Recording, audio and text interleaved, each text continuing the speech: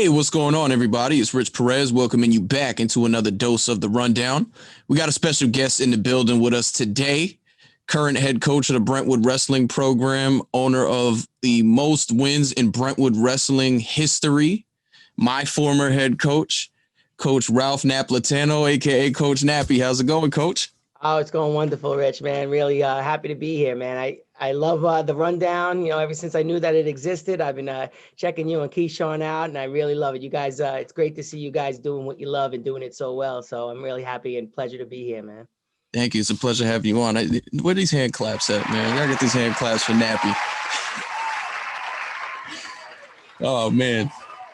So we got you on for a reason today. We're going to talk a lot of stuff, but you are on here for a reason today because unfortunately here in New York State, the state championship is canceled. Now, as far as we've heard on the season itself, it's postponed, but the state tournament will be canceled. I know talking to you earlier on, you were very excited about the team you guys had moving forward, a few young guys progressing over there. There was a plan in place for how things were going to go until a little shift came on. So, what were you going through before it happened? How did you find out? And what did you convey to your team after the news broke?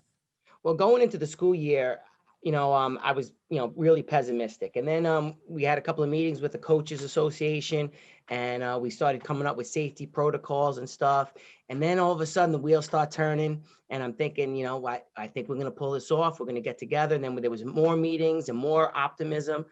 And then all of a sudden, it just seems as soon as we got closer to the holidays, the wheels fell off the bus, man. So I was really looking forward to it. I sent all the kids a really good, positive message, got them bouncing off the walls, ready for the season.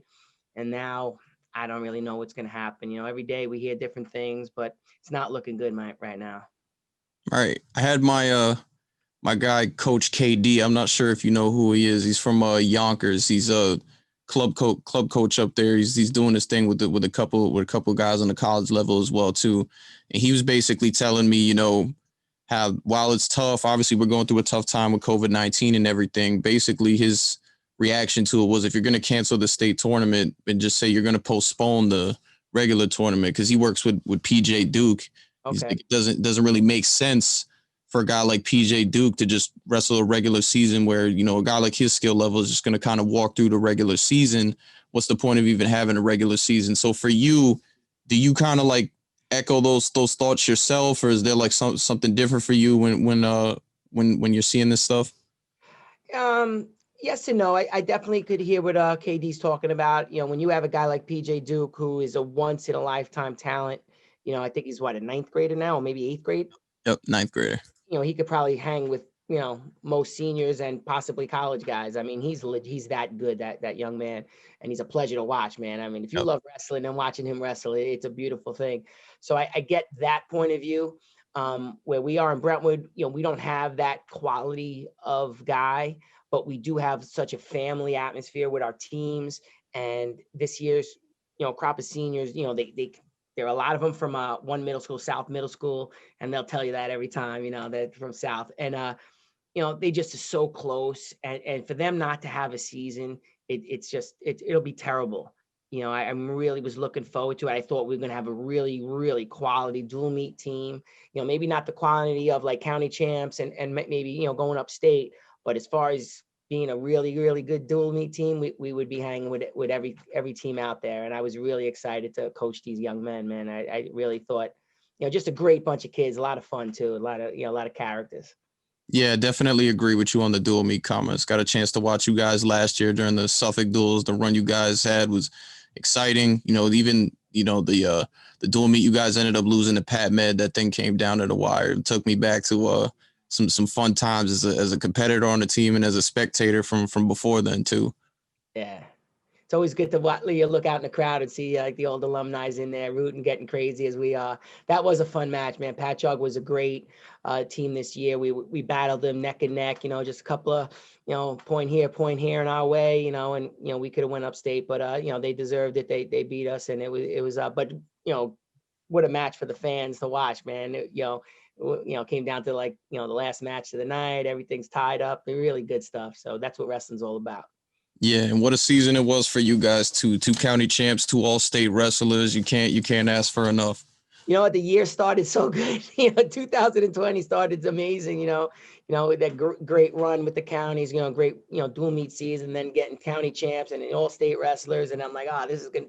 What else could happen? And then all of a sudden, the world shuts down. So, oh man, but it did start off great.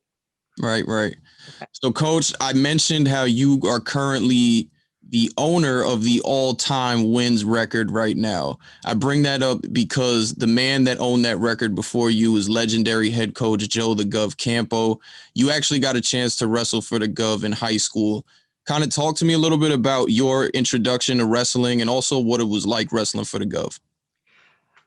You know what? I guess wrestling always for me. I was always tiny young man. Little guy, and I couldn't really compete on the football level. Wasn't big enough. Obviously basketball's not my forte. So I always was interested in wrestling, and it was always pleasure when you could stand up, face to face with someone your own size and weight, and that's what made me get into wrestling in the first place.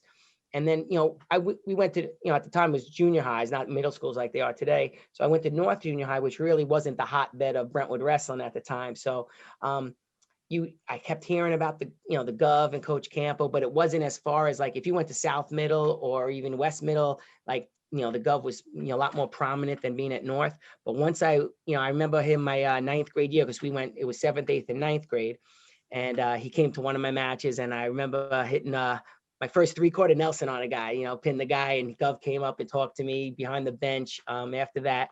And I was starstruck. It was like the first time I was ever starstruck in my life, saying, wow, this guy, he said that he can't wait to have me next year, and told me about off-season stuff and everything. So it was just amazing. And then when you wrestle for him and you actually, go to the room every day, and there he is, he was just an amazing man, just that type of guy that you wanted to do your best for. You just like, you wanted to give him everything. And, I look back and, it's always one of those, did I do that? Did I make him, was I the best wrestler I could have been, so like that's like one of the only things that I really regret about my high school career was like, I don't know if I gave the Gov enough, so to this day at 53 years old, I'm still thinking about that's how great of a man he was. And he was just wonderful. He was just that guy that, you were proud to be part of his program.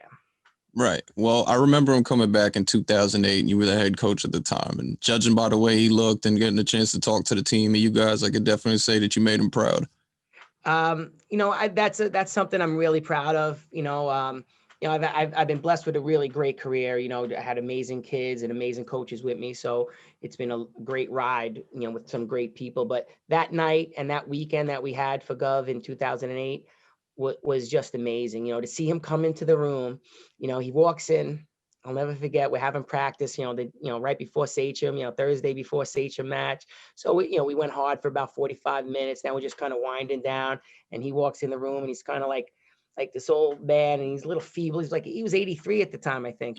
And, he's just sitting there underneath the, I remember like it was yesterday, underneath the pull-up bars. And then as we're going into it, and as the whistle's going, you can just see him become alive. And next thing you know, he's wrestling with Ricardo Gomez and Alex, showing him all these moves, throwing in legs. Alex Gomez is putting legs in on the Gov at 83 years old.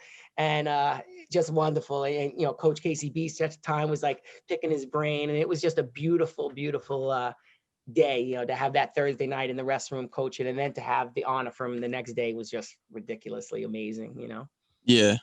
Well, I got to hear a funny story from you. Actually, unfortunately, at the time he passed, a bunch of the wrestling alumni had came back to Brentwood High School and did something for him. And you told a funny story. Is there any funny stories that you could share with the audience about your time with Coach? I guess there's so many.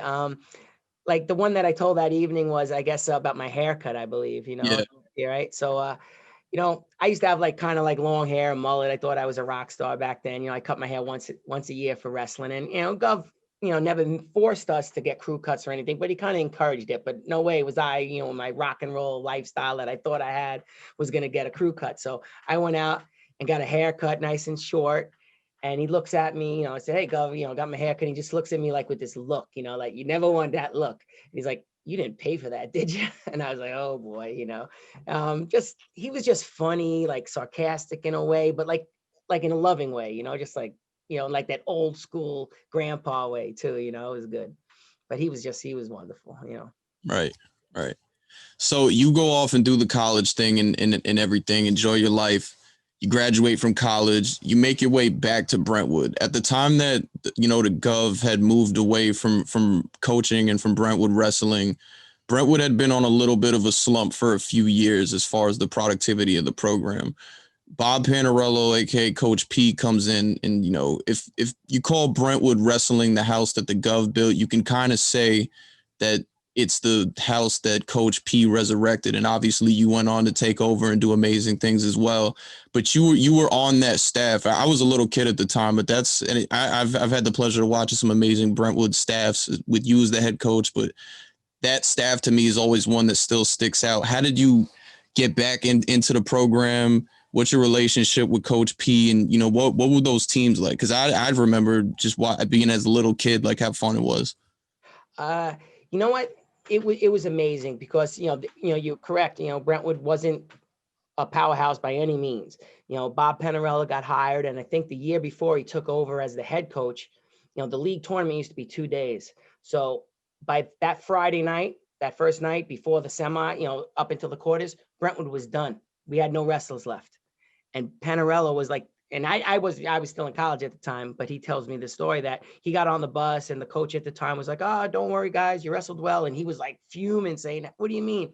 So the next year he was able to get the job, and his job, and I'm glad you used the word resurrection, because he was the resurrector. And as successful as I've had the opportunity to be, there's zero chance of me being as successful without Bob Panarello paving the way for me. So for 10 years I was one of his assistant coaches, and a great staff that you mentioned, Tom Barton, Mike Newell.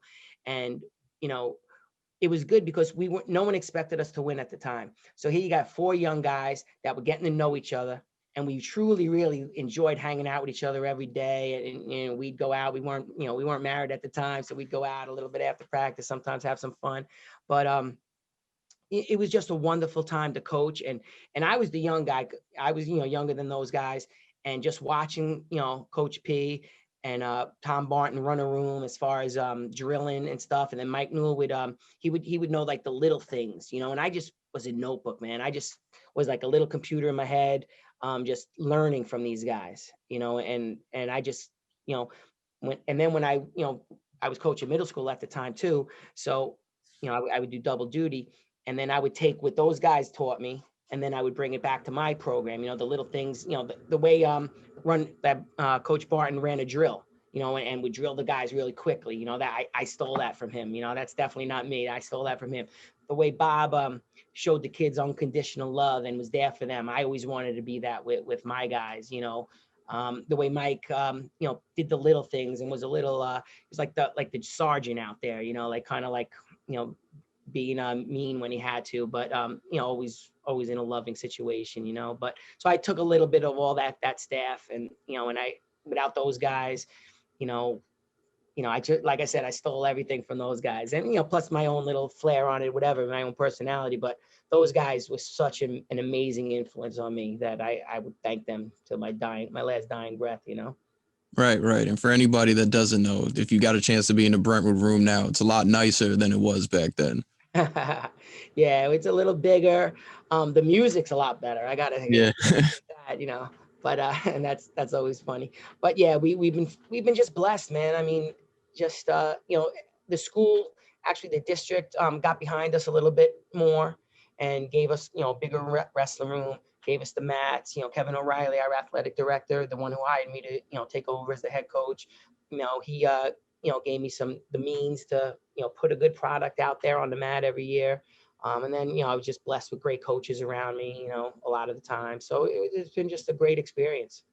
What were some of the things that made those teams? Because obviously the one thing everybody will always say about Brentwood from now and to today is, the toughness that comes from the community and the guys that you get in the program. But what were the other things that, you know, you guys were doing as a coaching staff that was able to make you guys successful? Because you had guys coming out of that program. You know, I know Coach P wanted to win a county title. Unfortunately, he never got to do that at Brentwood as the head coach, but you were still getting guys out there that were producing individually, becoming league champs and all county and county champs and all state wrestlers, whether it was a Carlos Restrepo or, you know, Felix Martinez making the county finals and, you know, things like that. Exactly what was it that you guys were doing that was able to set these guys up for that success? You know what? I don't know how it came about. I don't know the origin of it, but from day one, as far like, you know, we gave them, we were always smiling, always loving them. I love my kids, and that's one thing that, if anybody asks me, why do you think you're successful? I'm like, I think because the kids know I love them and I'm going to be there for them. And the same thing with the other guys as well. So I think from day one, they knew that from 3 o'clock to 5 o'clock, it's going to be, we're in there, we're banging heads, we're working hard. There's no BS, it's business, and then I think it just, they wanted the room hot. They wanted us to go night. There was nobody that tried to leave the room. And there's no guys that really they wanted hard practices. And we were able to get that environment quickly.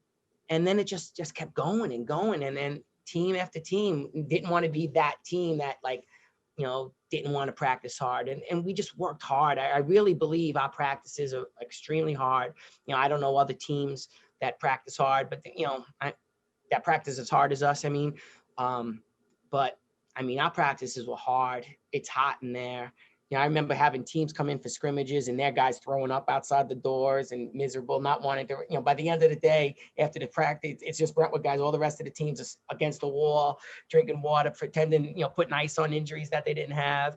And our guys were just laughing, because, so I think that hard work environment, and it just keeps going and it just keeps going. And the kids are tough. And I think once there's an expectation. You're going to be part of something special. You're going to be part of a family. You're going to make brothers that you never thought you'd have, but you're also going to work your ass off. And there's a pot of gold at the end.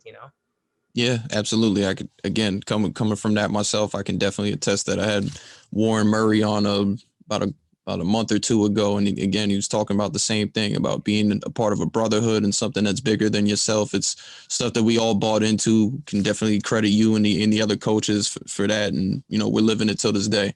Yeah, it's so good. Like, I saw you at Jonathan Murray's birthday party, and just to see that room full of all these alumni, and we all got similar stories about the room. And that's my, like the county titles are good, the league titles are good, the all-state guys, whatever. But that, like being in, you graduated in 2012, so you got 8 years later, we're still bros.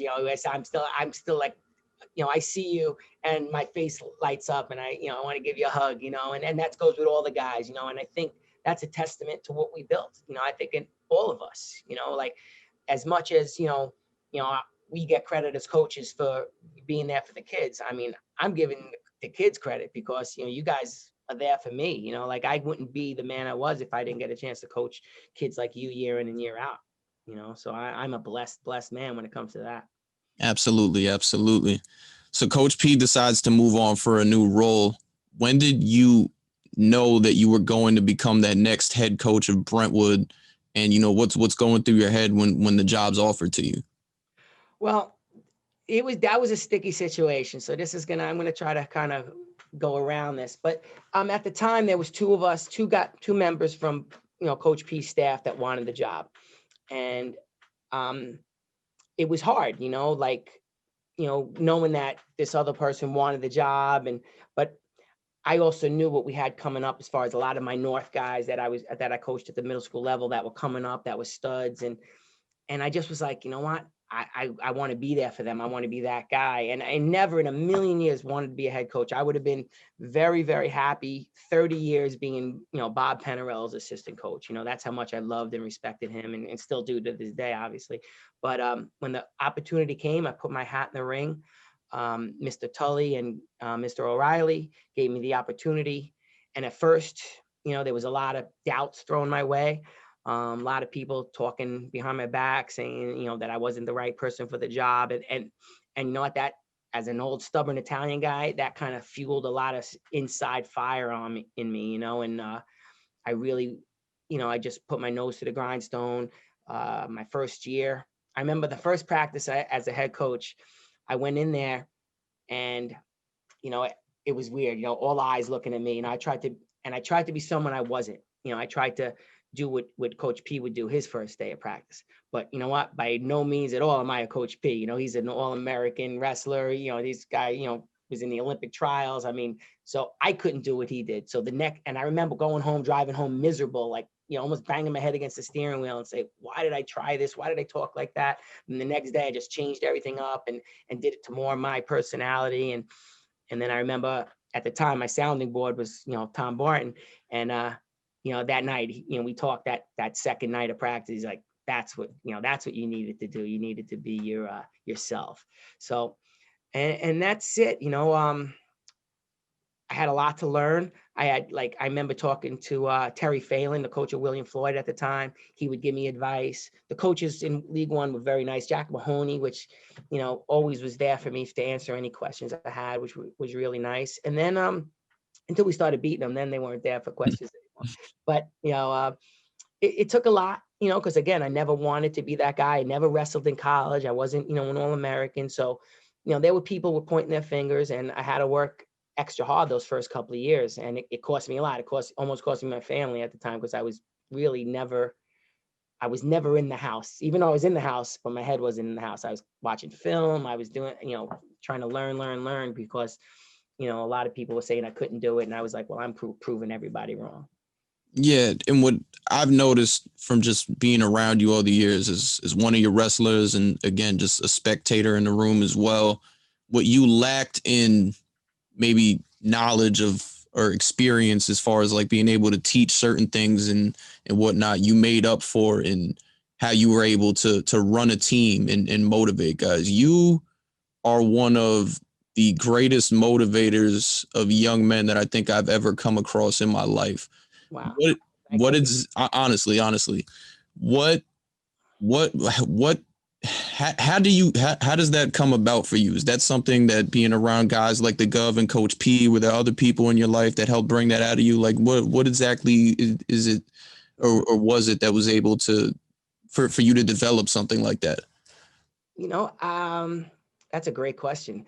I think it comes from, just wanting the kids to be successful, wanting to, like loving these guys, like I loved you guys, and, and I just, I never had like a speech made up a lot of times, I'd have like an idea, like what I wanted to say, but I never knew how I was going to say it or when I was going to say it.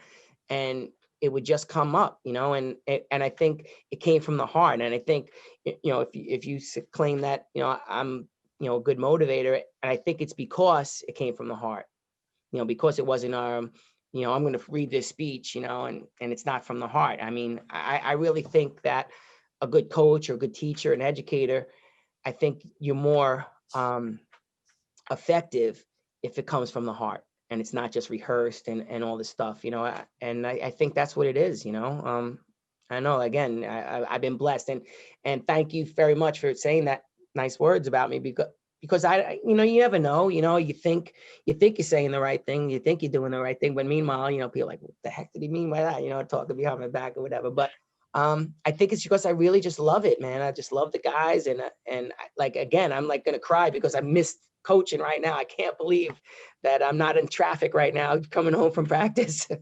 It'll definitely come back, Coach. Trust me, very, very soon. Trying.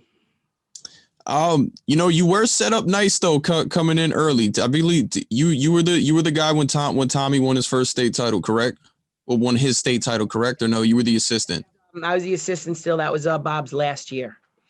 So when you came in, you had, because Tommy beat Kenny Torres in the county finals. So you immediately have this stud as you're coming in. What is it like coaching a guy like that? Well, Kenny will attest to it that he was a pain. He was a hard kid to coach, but it was definitely good. Kenny was my kid from middle school, so I had Kenny in class, and I had seventh. He was with me 7th and 8th grade. So like he was my guy, one of my guys. So, it was great having him. But that year also I had, besides Kenny came in as a junior, and won the counties that year. He took fifth in the state, and then the following year was the state champ. But I also had Sean Pardo, who was an amazing captain for us, with Victor Arias. So he took second in the county the year before. And then a kid that, like, a person that is such an amazing young man that always gets overlooked because he's not on the Wall of Fame, but Clifton Benjamin. Yeah. He was a senior that year. And I give so much credit to those three guys, Sean, Victor, and Clifton, as seniors, along with Kenny, that they were just amazing. Clifton was, to this day, is one of those dream kids that just does what, like, the ultimate teammate, just like as you were. I remember talking to you, remember in the closet, we were talking, and I'm just saying how just it's so important to have guys that are just great teammates, the guys that just will do anything for the team and live it and breathe it. And Clifton was that guy for me, as you were in 2012. We don't win a county title without a guy like you, in that room, so, and that's the truth. And I told you that 8 years ago. Yeah, I appreciate that too, man. Give me goosebumps right now, Nappy. You give me goosebumps. I remember our rides home. I remember the cop pulling us over. Yeah, we're not gonna talk about that one. The rundown, the runaway.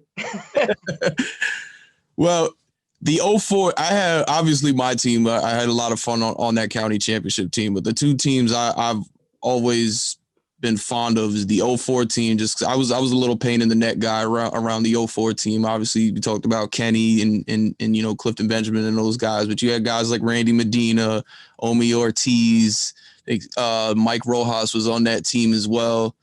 Well, those are like the three funniest guys you'll ever hang out with, so I'm still close with all three of those guys.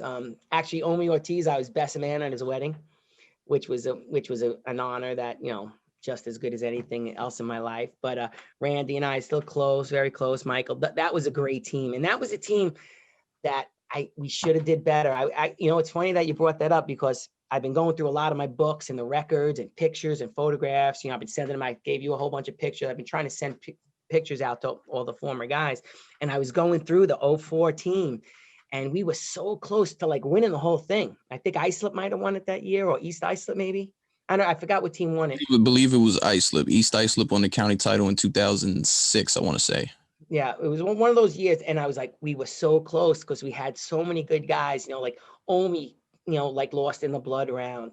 We had, I think, Julio Warren should have been like in the semis. I mean, we just had a lot of guys that kind of, that should have been there. Was that 2000? Oh, all right. So we had Anthony Rivera took 6th that year. So we had a lot of guys that kind of should have placed, and we were right. We were really close. That would have been a nice little feather in the cap. But Islip had a powerhouse team that year. They were awesome. Yeah, those Islip teams are really a dynasty, man. Studs right in a row.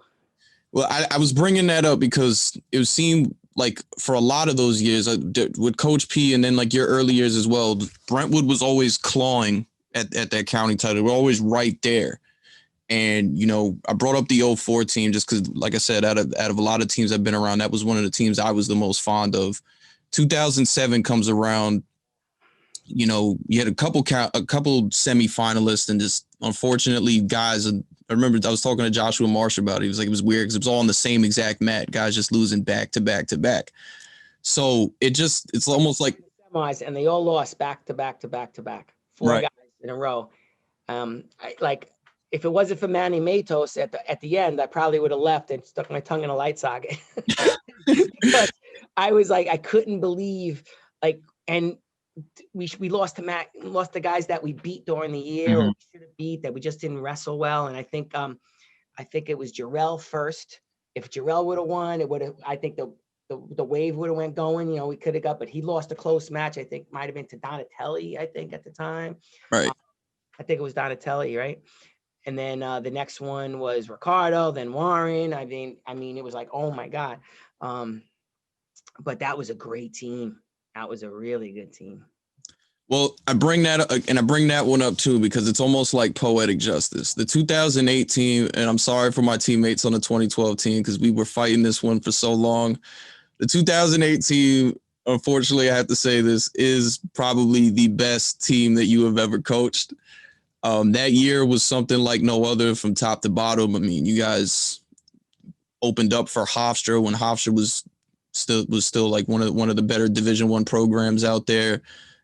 You name it, it got done. We mentioned earlier in the interview had the Gov and a bunch of the alumni came down for when the gym was named after him, and the team goes out and it wins a county title with 4 county champions.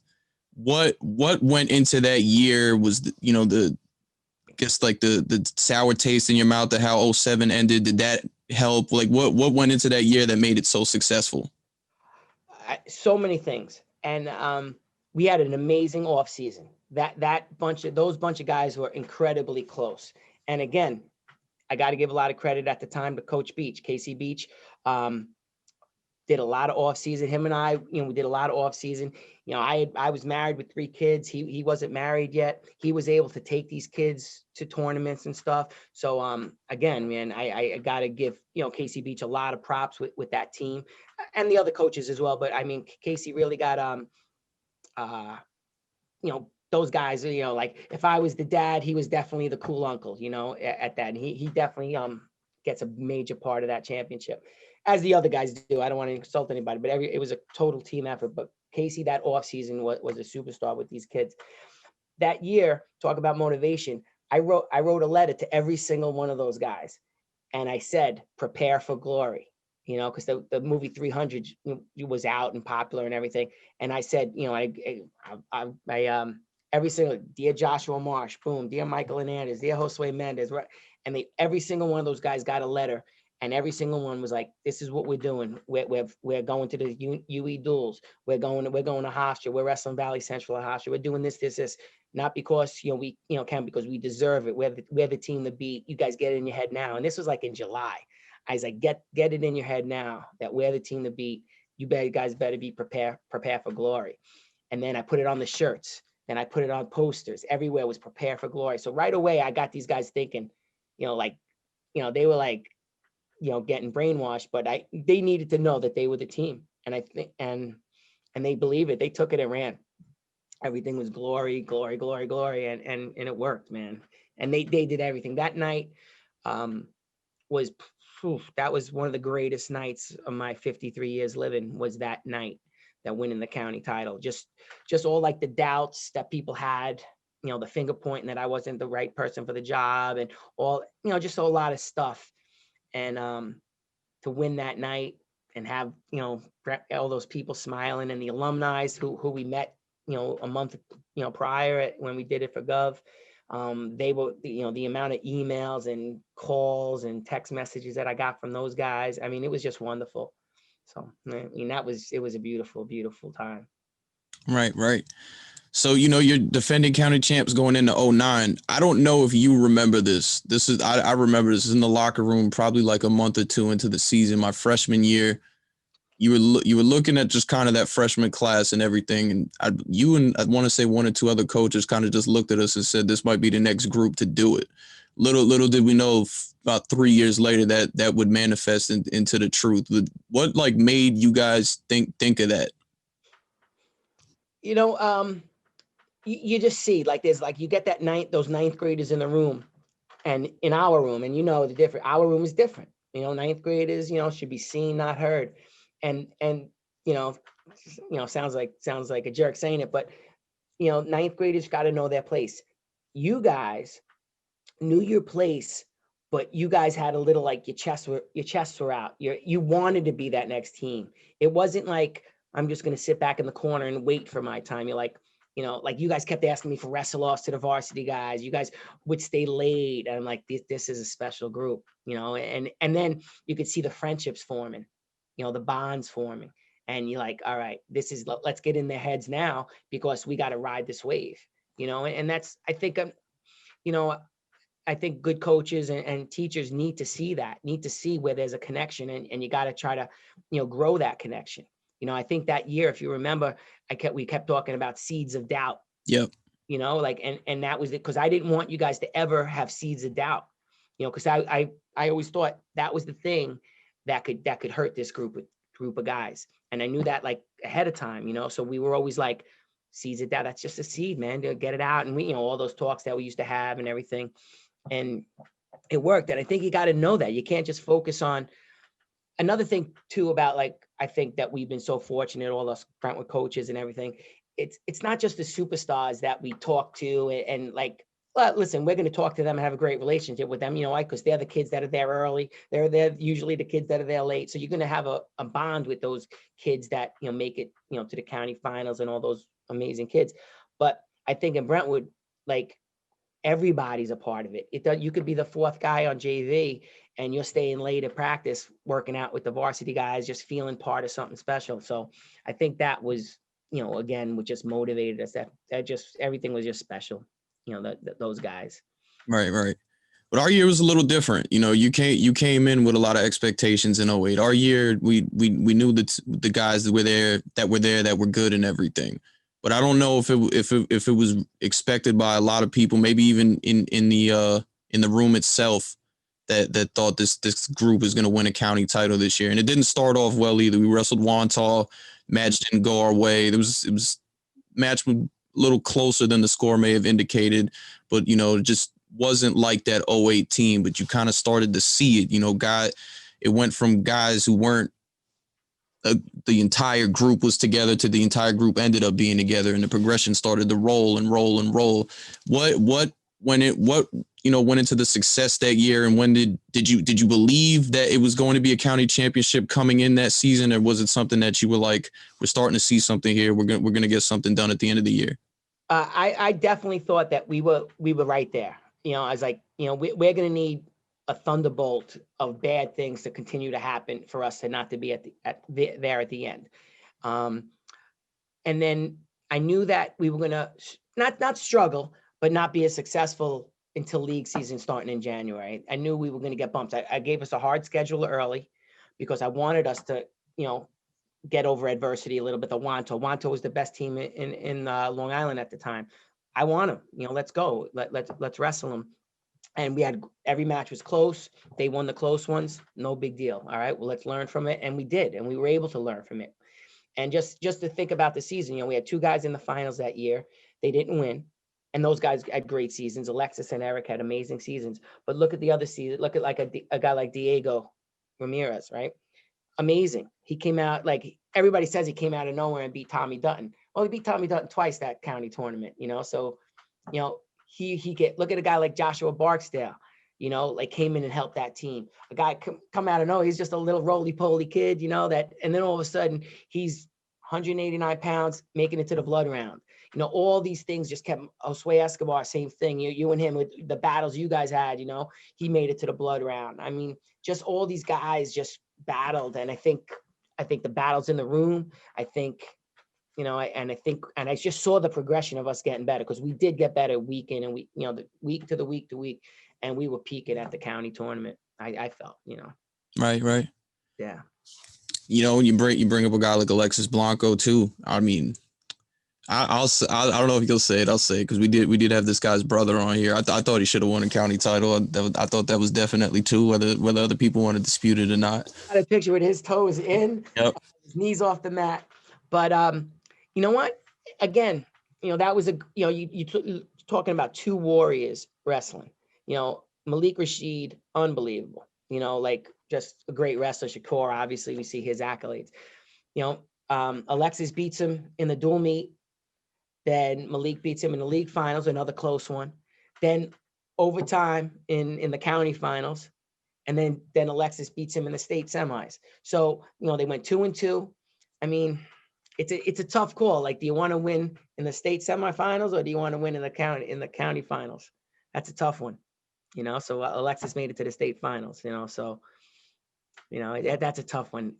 Still heartbreaking to this day, by the way. But you know, anytime you lose to like Malik or Shakur, well, you know, we always lost to Shakur. No matter what we threw at him. But Malik had battles with Alexis. Malik had battles with Alex Gomez. I mean, you know, always great. David Rivera as well. Those guys were great kids, and you know, you always want to see them do well, except for against Brentwood. Yeah. But those guys are quality, classy guys. Speaking of, there was always two from the time I had been indoctrinated into the Brentwood program as like a 5-year-old. There was two dual meets that were always highlighted on the schedule. Sachem, when it was just Sachem, before it was Sachem North and East, then it was Longwood. You know, I remember during my high school time what the preparation was for those two dual meets. Tell us a little bit about that, and even before, when the time you were an assistant to the head coach, what the preparation was like for those two dual meets, and why were those two dual meets always electrifying? Like 2012, I remember it was like the entire Long Island wrestling community came to watch us wrestle that night. Wow. You know, you're talking League One, and that, you know, at the time, you know, I mean, League One was always the elite. Now, I mean, League Four with Hopog, and I mean, all these guys, you know, they definitely caught up. But at the time, you know, League One, you know, we felt we were the class of Suffolk, and I think, you know, Brentwood Sachem has always been a rivalry. And, you know, it was always, you know, Coach Mahoney against Coach Campo, two legendary Hall of Fame coaches against each other. So even though, you know, the new guys take over, that rivalry is still there. So Brentwood Sachem is always good. And I tell you, you know, Sachem is one of those teams that, you know, there's not going to be a cheap win. Every single one of those guys is going to be coached well. Every single one of those guys is going to be 6 minutes. Every single one of the guys are going to do their job. Longwood, you know, I mean, you know, they're going to be pinners. You know, they're going to bar you. You know, they're going to cradle you. You know, they're going to be mean, and they're going to be well coached as well. So, though, just knowing that, it just brings the excitement out. So I think as a coach preparing for those teams, you just know that, you know, that week leading up to those guys, it's like I'm on my toes, I'm jumping around, the coaches are, everybody's excited, you know, about preparing for those teams, because you know they're going to be well coached, you know it's going to be a battle. So I think, you know, their coaching staff and our coaching staff always said, we got Brentwood coming up, or we got Sachem on Friday, let's go, we got to step it up, you know. And I think, you know, we made each other better, and those matches proved it. You know, always great matches, a lot of fun.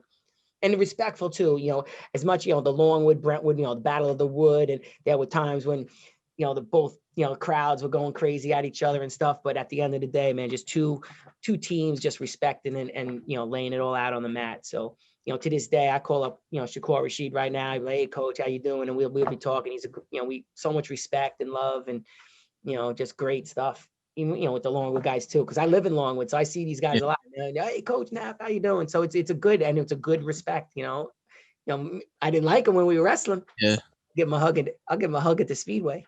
It was interesting talking to him too when we had him on, just to get that other side of things, what it was like. Because I told him too when we got to interview him, like, you know, man, we hated you guys. And just hearing like how they prepped for us, and, you know, how he felt about things, it was very interesting. Yeah, I enjoyed listening to that too, because I always was curious about what they were thinking. But again, just two hard teams. You know, they knew that it was going to be a great match, and we knew it was going to be a great match, and we were going to just, you know, try to do our best every 6 minutes. Right. And it was fun for everybody. So your coaching style, man. One thing that is always talked about with you as a coach, the music. Okay. So what goes into that again? Was that something picked up from Coach P? Because I'm not, spoiler here, if you didn't wrestle for Brentwood, I'll let you know. Coach Nappy likes to play a lot. He has this thing called the Hour of Power, where he plays a lot of Rocky music. He ruined the Rocky soundtrack for me and a lot of people. So what comes from that, and then a lot of the rock and roll? I know when you host the national tournament practices, the coaches will come down. Even like the times the team has won the Suffolk the Suffolk tournament, and you're hosting the state practices, the other coaches will come down and they're getting all jolly and everything, because they're like, oh, remember this song takes me back. So what goes in all of that for you? Yeah, another great question. You know, like, music has always been, like, believe it or not, like, my number one passion. I love music. I love going to concerts. I love singing at the top of my lungs. So obviously coaching wrestling is another one of my passions that I love. So I'm going to intertwine them, you know. So Coach P wasn't really a music guy, you know. He's a wrestling guy, you know. So when I was coaching, he'd be like, yo, make some CDs. And I used to, you know, pick the music out, you know, when coaching for him. But when I did, I said, you know, how am I going to incorporate music into our practices? And it was very, very important to me. So I didn't, you walk into at the beginning of practice, I wanted something that everybody knew, kind of like Pavlov's dog ringing the bell, you know, like starting to salivate. So I came up with, and again, I got to give Coach Gallagher credit with this too. We were talking once about like having a song that everybody knows when they hear it, practice starts. So we came up with Kickstart My Heart by Motley Crue. You know, you hear the, and whatever they're doing, they get up and they start running. And then I wanted to do, all right, so I don't want to just end there. All right, we're going to do sprints. So I came up with a sprinting song. So we did that. And then it just escalated from there. And then what you were talking about with the Rocky theme was our everydays. So we do our everyday warm-ups where it's like short bursts, sit out, turn in, 45 seconds, blow the whistle, and it's just nonstop repetitive stuff. And that's when I have the Rockies music on. So I apologize for ruining the Rocky soundtrack, but tell me you don't think about everydays, and when you're with your boys and all of a sudden, a Rocky song comes up, you guys don't look at each other and go everydays. I do. Even I got the chance to do it with you. I forgot where we were out one day, and I think some Motley Crue came on, and I just gave you a look. And it happens all the time. I'm working with James Colmeyer right now, one of our former guys, and we had Spotify on, and one of the songs came on. He's like, everydays, and it's just funny, But again, like when we do like hand fighting, I have a song, that the kids just know. And it's just kind of like, you just know it. And I think for me, and again, it might not work for everybody, but for me, it just makes things transition easily. The kids know exactly what they have to do. I don't have to sit there and like, all right, guys, you know what to do. Everybody up and jog. It's not like that. You hear the music, you get up and jog. It's no, you hear the other song, you sprinting. And then we always break it down with Simple Man by Leonard Skinner. Actually, we do the Shine Down version. And that's when we do our stretching. So, and then I changed it to Imagine by John Lennon too. So like on like Monday, Wednesdays, Fridays, we'll do Simple Man stretching. And then Tuesdays, Thursday, we'll do Imagine, just to kind of, and another great song. And every song is a message, so that's the music thing. Right on. Now the other thing I got to get to is the heat. The heat in that room. It is hot. It is very hot. I remember I think it was probably my sophomore year, where it was so hot in the room that when we opened the door, steam just flew right out into the hallway. Again, I believe that was something that was before you as well, before you become the head coach. What goes into the other thing I got to say too, because you mentioned the scrimmage, the guys coming to scrimmage earlier. When you host those state practices or the national practices, you got these studs that come into the room. And nobody practices like Brentwood practices, regardless of the success that you have. It's just it's an atmosphere like no other. You got guys that are state champs or county champs or all county wrestlers that come into that room to practice, and probably like 10 minutes in, they're already dead because they can't take the heat. So what goes into that for you? Well, like whenever I host, like either the national practice or fortunate enough to do the state practices, those two times.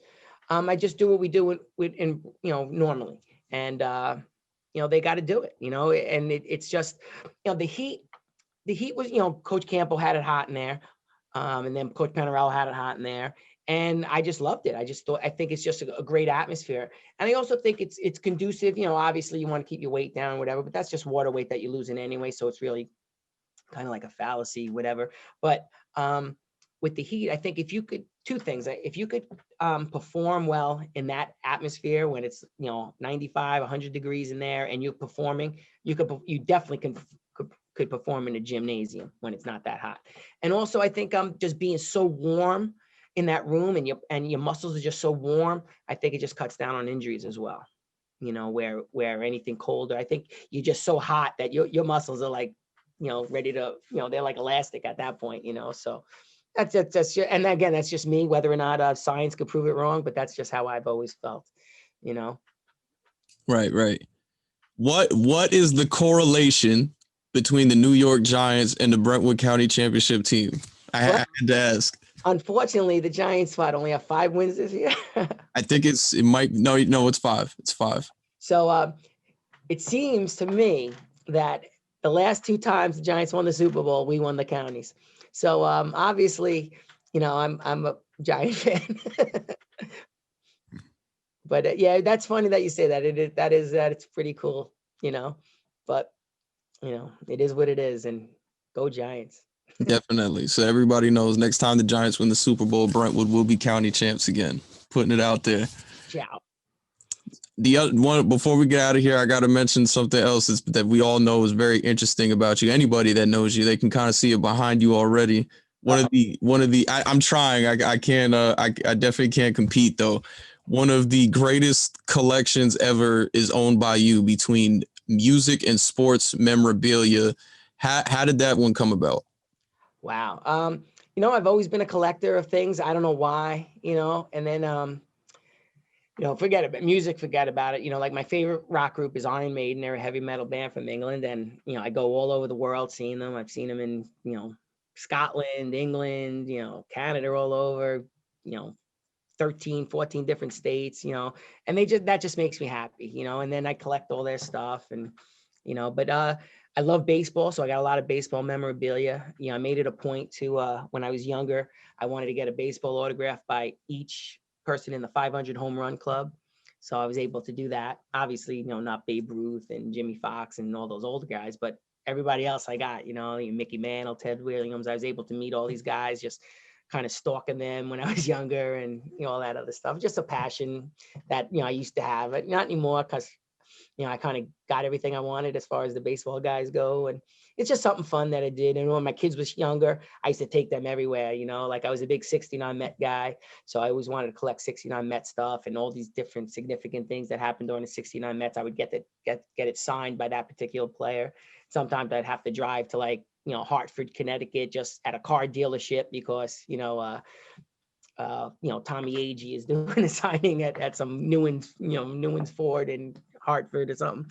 So whatever, and it was good. I took my kids and we'd have a good time, and it was just something, a passion, keep my mind off of things. Right. I lied. I have one more question for you. It's a little personal one because I kind of know it a little bit, but I want to hear some more. All right. So, anybody in the wrestling community that knows me knows my dad. That's how I got into wrestling, Uncle Tony. I have an idea how he got, well, not an idea. I know how he got back in with the wrestling program. Can you kind of talk to me about your guys' relationship? What it was like having a guy as crazy as him on the sidelines, and did any of you guys see him becoming what he is now as far as the celebrity in the wrestling community? That's awesome.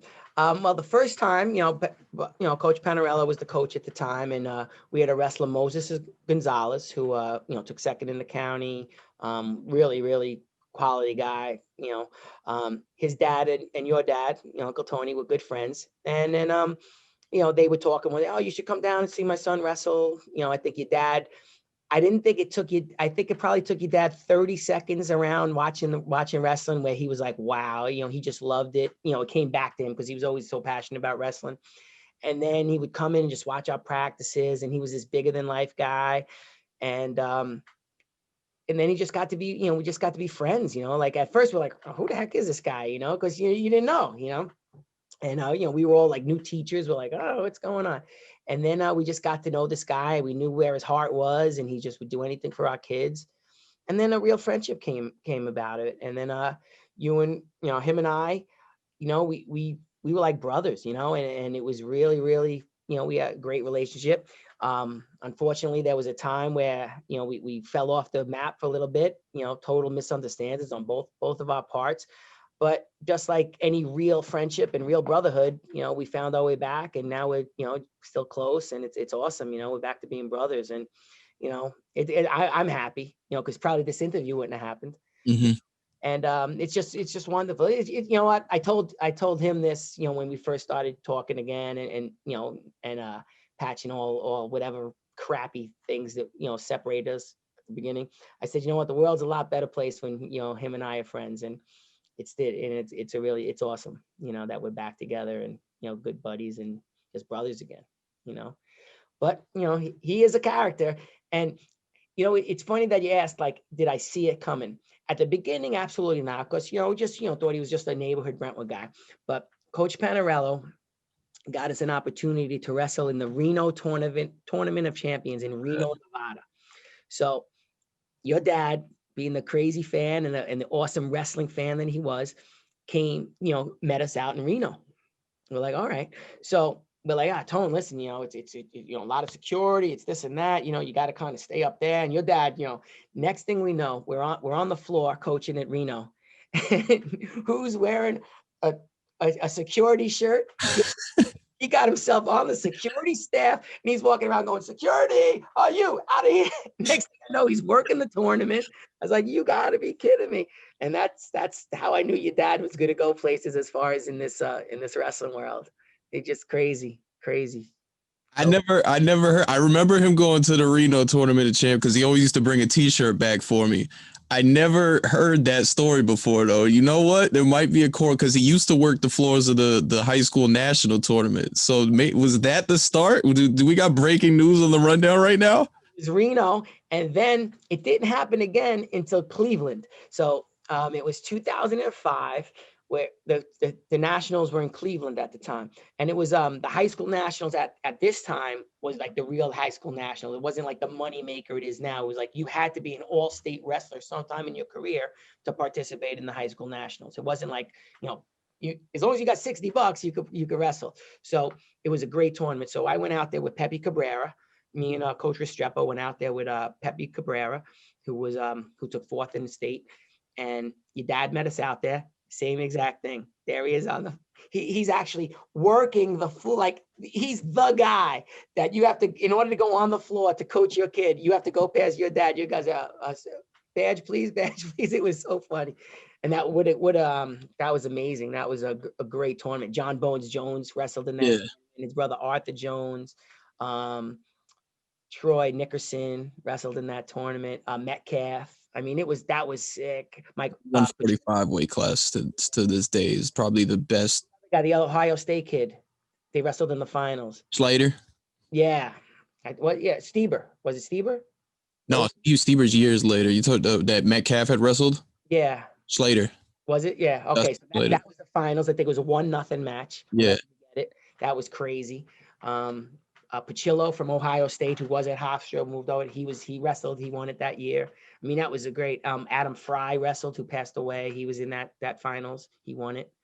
I was getting, and our guy took third. It was amazing. We had a great weekend. But there's your dad making sure that all these coaches, make sure that Blair Academy coach. That was awesome.